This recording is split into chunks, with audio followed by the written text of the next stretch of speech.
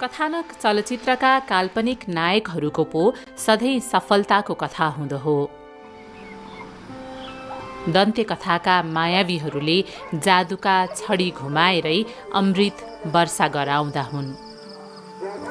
भुइँमा उभिएको मान्छेको जीवन त कहिले फूल कहिले काँडा। आँखा चिम्लिँदा पो शीतल सपना, आँखा खोल्दा पोल्ने यथार्थ। सफल मान्छेका कथा त जति पनि लेखिन्छन् भनिन्छन्, तर असफलताको कथा कसले भन्ने?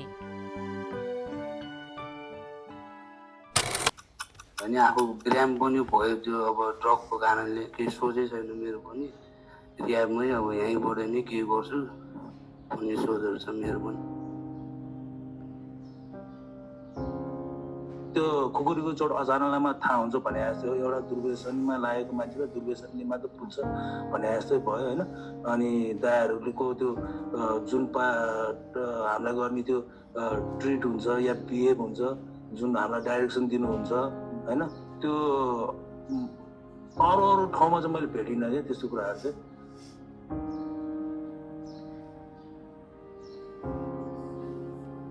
यहाँ आएपछि त्यो इन्भाइरोमेन्ट एउटा यस्तो राम्रो माहौल भयो कि होइन, अहिले मलाई घर पनि जानु मन लाग्दैन होइन। त्यो घर गयो भने बरु मलाई एक्लै फिल हुन्छ। यहाँ बसिरह्यो भने आफ्नो दाजुभाइ छ, फ्यामिली भन्छौँ हामी, फ्यामिली मेरो यही नै हो भन्ने आउँछ।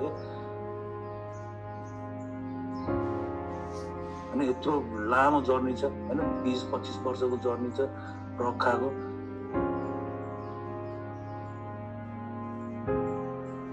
मेरो मम्मीले मेरै अगाडि भिक्कार भन्थे एक्चुली होइन।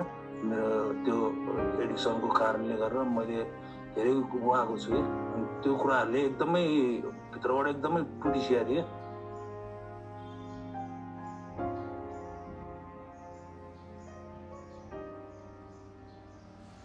बिस्तारै बिस्तारै ममा त्यो ऊर्जा आफै भित्रबाट आउँदै गयो कि। हाम्रो यहाँ हायर पावर भन्छ होइन, त्यो उच्च शक्ति भन्छ हामीले, त्यो बिस्तारै बिस्तारै आफूमा पैदा हुँदै आयो कि ए होइन है, म त्यो जुन तरिकाले हिँडिरहेको थिएँ त्यो त एकदम गलत छ होइन। त्यसले गरेर मैले त आफूले जहिले पनि आफूलाई तुच्छ सोचिरहेको भने मेरो परिवारलाई चाहिँ कस्तो भइरहेको थियो होला त अब होइन। धेरै कुराहरू अझै सिक्नै बाँकी छ, यो जर्नी हो। यसमा चाहिँ अब लर्निङ फेज हो, जहिले पनि सिक्नुपर्छ भन्ने एउटा राख्नु पर्दो रहेछ भन्ने कुराहरूले गर्दाखेरि एकदमै ऊर्जा दिँदै गयो क्या होइन। त्यही कारणले गर्दा मैले भन्नु अब चाहिँ जिन्दगीको उमा चाहिँ अब सबैले थुथु गरिरहेको थियो नि त होइन। अब भोलि गएर दुईजना मान्छेले चाहिँ मनमा यो मान्छे ठिक थियो भन्ने त्यति मात्र हो कि, अरू भनेको केही पनि छैन क्या।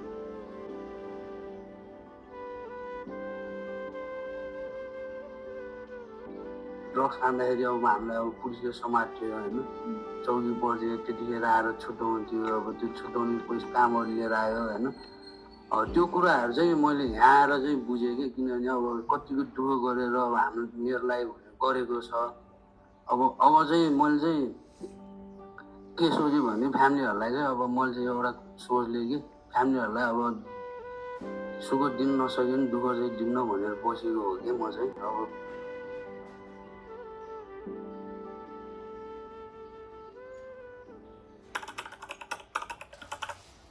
2007 नोभेम्बर 16 को दिनदेखि म चाहिँ एज अ क्लाइन्टको रूपमा आएको हो।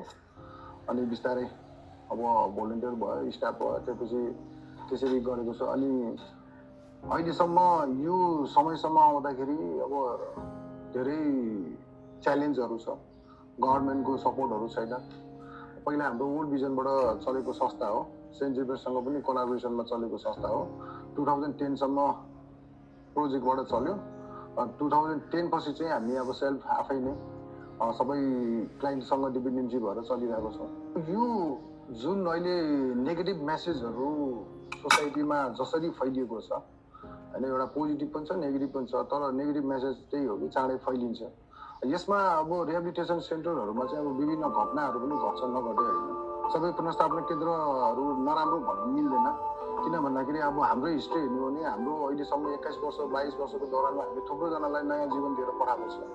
थुप्रोजना यहाँबाट गएकोहरू पुनर्स्थापना केन्द्र चलाएर बसेको छ, या विभिन्न अरू सेक्टरमा काम गरिरहेको छ भनेपछि धेरैजनाको जीवन उद्धार भएको छ, धेरैजनाको परिवार खुसी भएको छ।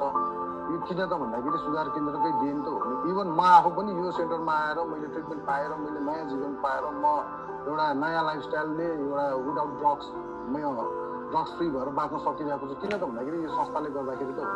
त्यसले गर्दाखेरि संस्थाले नराम्रो भन्नु मिल्दैन। कोही व्यक्तिले नराम्रो गर्यो भन्दा पुनस्थापना केन्द्रहरू सबै नराम्रो हो भन्ने कुरा चाहिँ होइन।